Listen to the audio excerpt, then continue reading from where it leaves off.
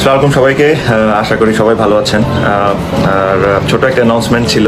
আমি কিছুক্ষণ পয়েন্ট টেবিলের 1 নম্বরে বরিশালের মতো শক্তিশালী দল অবস্থান করে যেন হঠাৎ লাইভে এসে সকল ভক্ত সমর্থকদের অবাক করে একই বলেন ফরচুন বরিশালের বড় ক্যাপ্টেন তামিম ইকবাল। সকলে আমাদের জন্য দোয়া করবেন, আমরা যেন সুস্থ এবং ভালোভাবে এবারে বিপিএল ম্যাচের চ্যাম্পিয়ন ট্রফি তুলে নিতে পারি।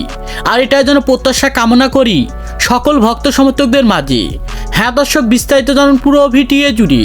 এবার 2025 সালে বিপিএল লিগে দেখা গিয়েছে ফরচুন বরিশালের মতো শক্তিশালী দল একের পর এক বিদেশি তারকা দলে ভিড়িয়ে হার্ড হিটিং ব্যাটিং পারফরমেন্স এমনকি দুর্দান্ত বোলিং পারফরমেন্স করে যেন পয়েন্ট টেবিলের 1 নম্বরে অবস্থান করেছে ফরচুন বরিশালের মতো শক্তিশালী দল।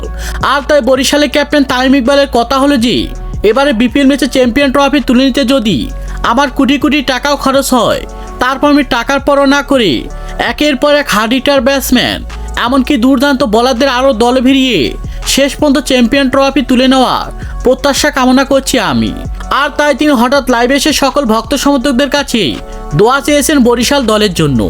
সকলে দোয়া করবেন এবারে বিপিএল ম্যাচে যেন আমরা চ্যাম্পিয়ন ট্রফি তুলে নিতে পারি, এমনকি ভক্ত সমর্থকদের মনে আশা পূরণ করতে পারি।